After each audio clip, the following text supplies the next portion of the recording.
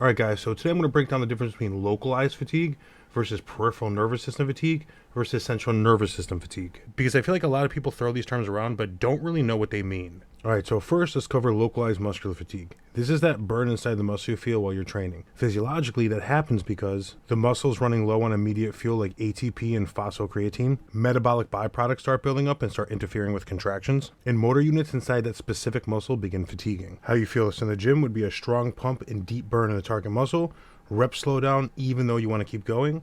Local weakness, the muscle itself is giving out. And your form starts breaking down because the muscle can't produce enough force. Now, how you'd feel this after the gym in your daily life would be local soreness the next day, aka delayed onset muscle soreness, stiffness or tightness in the specific muscle that you trained, reduced strength in that muscle only, and no systemic tiredness, just localized muscle discomfort. Next, we have peripheral nervous system fatigue. Basically, nervous system fatigue at the muscle level.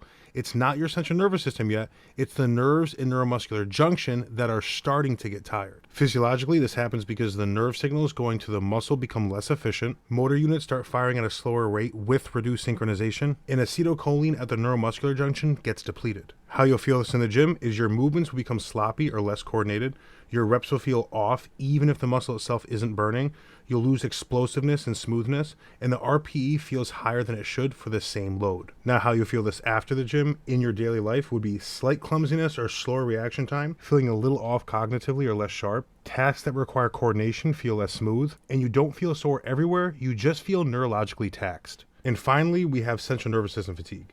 This is systemic fatigue, happening at the level of your brain and spinal cord. Physiologically, this happens because your motor cortex output drops, your voluntary drive decreases, meaning your brain can't send a strong signal, neurotransmitters like dopamine and norepinephrine get depleted, and your stress hormones go up and recovery signals go down. How you feel this in the gym would be everything feels heavy, even your warm-up weight. You don't have any motivation, you feel like you don't even want to train, you can't grind through reps that you normally can, and your focus is dull and your sets feel mentally draining. How you'd feel this after the gym in your daily life would be your full body would be tired, not just one muscle. Mentally, you'd be really foggy, irritable, and have very low focus. Your sleep will get worse, or you'll feel wired but exhausted. You'll have zero motivation, everything feels like an effort, and you'll just feel burnt out. Not really sore, but just overall burnt out.